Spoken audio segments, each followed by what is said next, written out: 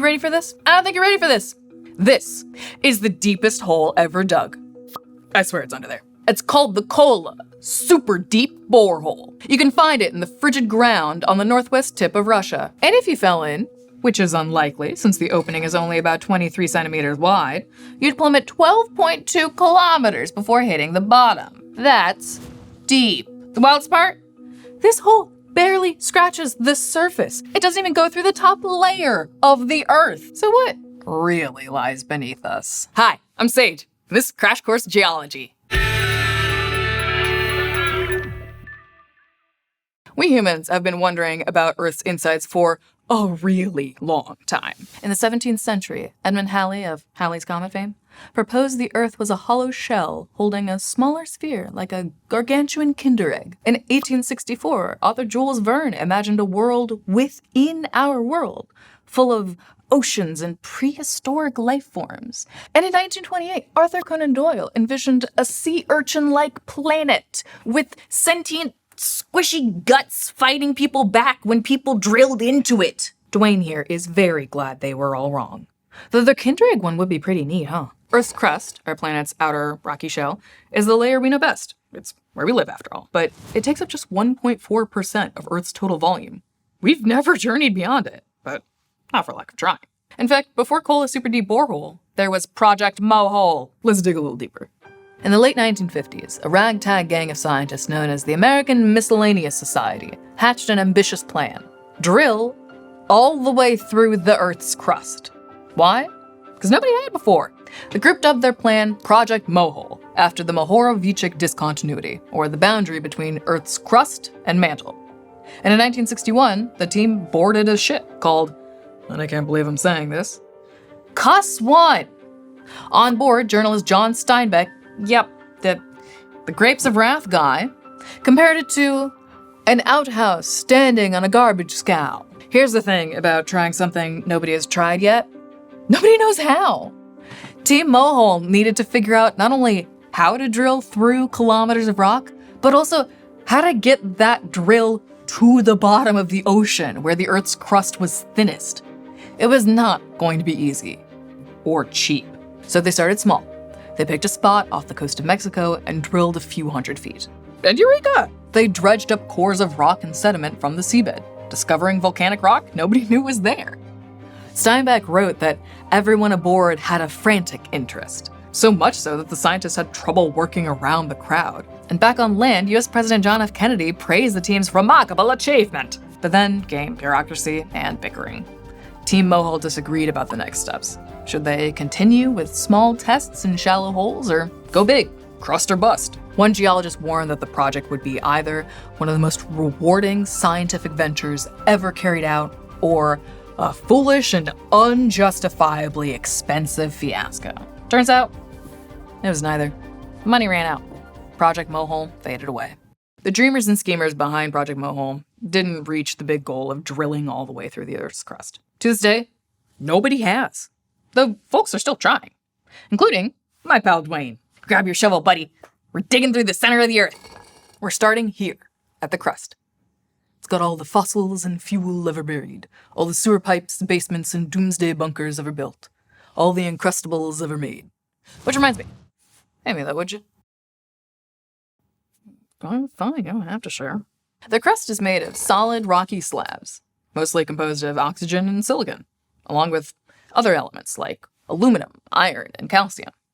These slabs, known as tectonic plates, slam into, slide against, and pull apart from one another over time, forming continents, mountains, and trenches up top. The crust is thickest under mountains, where it can be around 70 kilometers deep, about the distance between Times Square and the middle of Long Island, New York. But oceanic crust forms differently and is much thinner than continental crust. It's typically only 5 to 10 kilometers thick. You could basically do a fun run from top to bottom. As we keep digging, we'd eventually make it to the mantle, Earth's dense middle layer.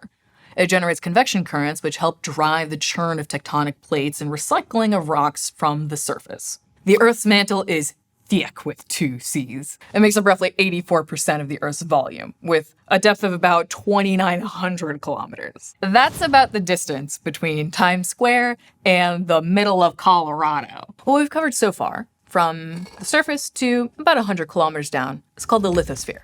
It's the solid, rocky, relatively cool part of the Earth, which includes the crust and the uppermost part of the mantle. But then we'd enter the asthenosphere, the swath of the mantle where it's so hot and the pressure is so high, the rocks become stretchy. The mantle is mostly made of rocks rich in iron and magnesium. As heat and pressure increase, the rocks get loosey-goosey, ooey-gooey even. The deeper we go, the more the rocks have the texture of taffy. For the first 410 kilometers or so, we'd be in the upper mantle. Notice how it's greenish-black? That color comes from a sparkling mineral called olivine. But the colors would start changing as we moved into the mantle transition zone, an area of increasing temperature and pressure that causes the chemical composition to shift. The deeper you go, the hotter and more densely packed the minerals are, and some can't take the pressure. Their atoms rearrange to become completely different minerals, changing color to black, red, and blue. Just as we'd hit the base of this transition zone, around 660 kilometers down, we'd find some wild terrain. A subterranean mountain range with jagged crags that no one has ever climbed, some of which might even be taller than Everest. Past the mountains, we'd enter the even hotter, denser lower mantle, which stretches from 660 kilometers to about 2,700 kilometers below Earth's surface. Here, because of the high pressure, the rocks flow less than they do in the upper mantle, and the lower mantle is big. It accounts for about half of Earth's total volume. But then, what's that? Strange blobs the size of continents? What are they? We don't know yet. Maybe they're leftovers from an ancient collision with another planet, or they're bits of tectonic plates that have broken off. For now, scientists have nicknamed them Tuzo and Jason. I love geologists and their strange naming conventions.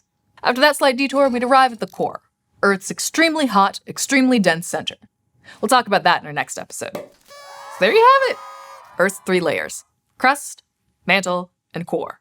Like one giant peanut M&M. Even with powerful drilling equipment, researchers still haven't been able to get past the crust. So you might be wondering, how do we even know this stuff? Well, geologists have figured out ways to study Earth's deep interior by finding clues on the surface. They can learn about the mantle's composition through volcanic eruptions that spit out melted mantle rock or rip out hunks of it. And they get by with a little help from space, too. From iron meteorites, very old space rocks that likely form the core of ancient worlds, geologists know Earth's core is made of the same metals, which sank to the planet's center as it formed. And in 2014, a 4.5 billion-year-old meteorite made it possible for geologists to observe, for the first time, the most abundant mineral inside Earth, bridgmanite, which scientists think makes up much of Earth's super hot lower mantle. Geologists also study deep Earth through seismology, a field that analyzes seismic waves from earthquakes and other vibrations within the Earth. From seismic wave measurements, geologists can take X-rays of the Earth, piecing together properties of its layers. And even though we still haven't made it to the mantle, Project Mohole and the Kola Superdeep Borehole weren't failures. They kicked off techniques that later scientists used to discover more about Earth's insides and past. Drilling and dredging up samples from the ocean floor has since brought insight to the Earth's climate millions of years ago, and shaped our knowledge of how tectonic plates sculpt the landscape over time, among many other discoveries. More on that in future episodes. There's still so much to learn from the inner Earth, including how it connects to us. In 2023, a team on a ship called the Joides Resolution drilled about 850 meters below the ocean's surface and pulled up chunks of mantle from an underwater mountain where the crust is especially thin. They observed how those rocks' sparkling green olivine reacted with the ocean's water to create the hydrogen required to form organic compounds, life's basic ingredients. Those mantle rocks could offer clues to how life began billions of years ago. To this day, nobody has actually journeyed to the center of the Earth, or even below the crust for that matter. By many measures, we know less about our own planet's insides than about the solar system outside it. But geologists have found ways to work around these challenges, building on early drilling techniques and refining new methods for studying the Earth's depths. There is so much more to discover about the world beneath our feet and how it shapes our lives up here. Next time, we'll put a spotlight on Earth's magnetic MVP, the core. See you then. Thanks for watching this episode of Crash Course Geology, which was filmed in our studio in Indianapolis, Indiana, which was made with the help of all these dope people. If you want to help keep Crash Course free for everyone, forever, you can join our community on Patreon.